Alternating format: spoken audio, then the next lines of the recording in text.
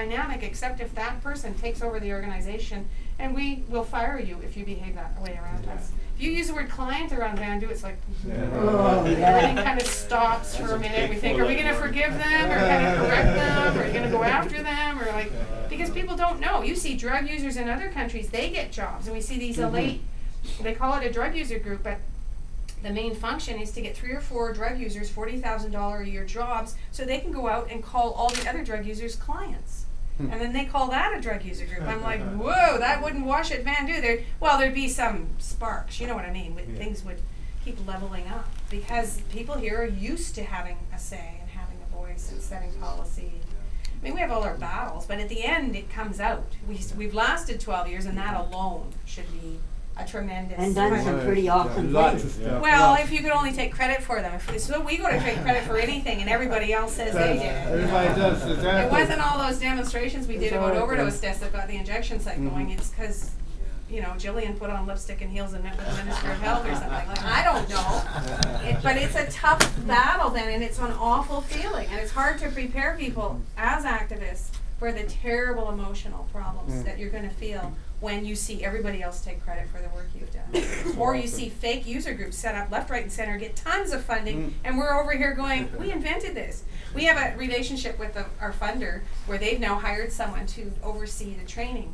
We invented the training. We're trying to kind of let her know, like, you know, there's no use killing her, or she just came, what does she know? You know what I mean? You don't want to shoot the messenger too much, but on the other hand, you can get your back up a little and just go, so we aren't meeting the requirements. We negotiated the training. She doesn't understand where it came from. You don't just go to a bunch of nurses and ask them how to shoot dope. You better sit down with some drug addicts and ask how to shoot dope. Or you're gonna, you know what I mean? I think a lot of well-meaning stuff goes wrong and victimizes the people that are, and I assume you know exactly what I'm talking about. Because Sam said the most interesting thing to me, so I don't know if you have a tiny bit of. He said, in spinal cord things, there's lots of people with spinal cord injury, and then there's research. Yes. And what we finally started realizing is that the research isn't necessarily serving us. And they've, so I don't know if you can describe that, but that's something we're very conscious of in our. I'm on the board of Rick Hansen Foundation, or not the foundation, the institute. So, and I've also just been to the Christopher Reeves, Lynn and I went to their meeting in New York. And we have the same problem, is that we raise all this money, give it to the researchers, and then they do all this research. And then we're thinking, well, how has it changed our lives? Yeah. You know? And you know. So we had at one of our meetings an astronaut, Dave Williams, come and make a presentation. And he's done the most spacewalks of any Canadian. And he was saying, you know, I'm at the end of a tether, you know, 50,000 kilometers, you know, 100,000 kilometers above the Earth, and I'm kind of on the end of this tether, and I'm thinking, I hope they did that research that it's actually benefiting me, you know. And they said they put $500 million into research on space issues, and when they tried to find out what it actually did for them, they realized, well, it just did a lot of nice journals, you know, they got great. You know, paper and all these things were done, and they learned that there is a statistical probability of this versus that.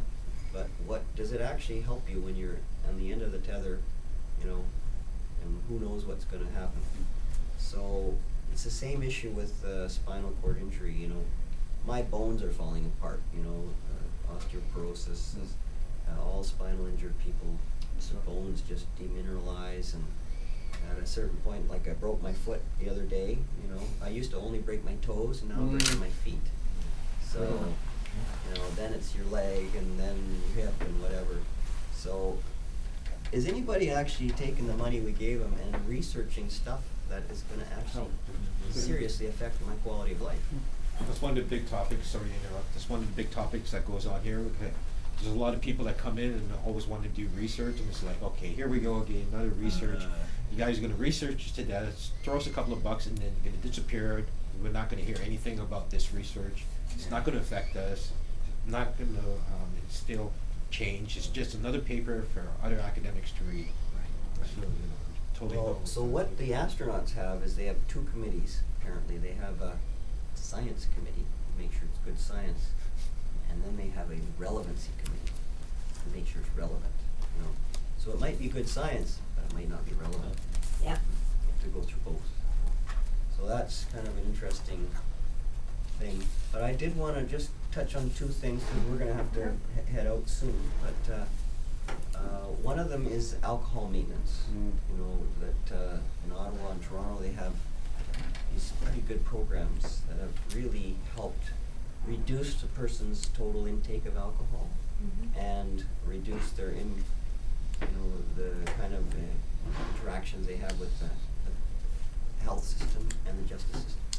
So far less police, you know, interventions and these kinds of things when you have an ounce of wine and out, you know.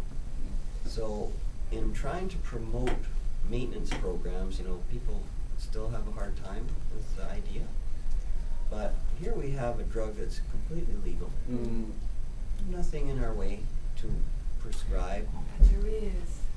Well, You know what the barrier is? Trying to get a liquor license for a lounge, because we got to the point we did all the group sessions. Like, if you want, we'll work with you on this. We're like totally in touch. We had the meetings with the guys who actually drink, and then we talked about what would it take for you and what do you guys want, and we took notes so we can do that process again. What the barrier was that we realized that there might even be funding we could go to if we made a case, and the number of deaths and the sort of $1 million Murray case, you know, people that take up a lot of money in the system. But we couldn't figure out how we would ever get a liquor license, and where would we put that? VANDU's gonna get a liquor license? So we need this really stable kind of place to get the liquor license. And it's, in Toronto, Seton House is owned by the city of Toronto. So when they get a liquor license and have a liquor lounge in their city-owned building, it's not a big thing. That's what I was thinking. but getting a liquor license is a lot less difficult than getting Oh, you're right. heroin And getting an for insight, years. yeah, I agree. Okay, yeah. So, Granted. liquor license, Yeah, it's a I think scandal. so. You're right. It's a scandal. It hasn't happened here with 125 people Yeah. here dying from alcohol So poisoning. what I was thinking of, you know, this group we have, I started a Global Civic Policy Society. That's my vehicle to get stuff done. So I'm thinking, let's take on a couple of very doable things, you know, alcohol maintenance. Hey, that should be a no-brainer. And once you get it going and people say, oh, the total intake of alcohol is way down, they're not Justice clogging up money the and police all system, that they're stuff not is down. messing up the neighbors and all that stuff, this should be great. So one of the guys we're meeting a little later, Bill McEwen, he was telling Oh, me, right. With he's a psychiatrist that goes around the hotels here. he's a crystal meth expert as well. Yes, yeah. So, but he was saying that there is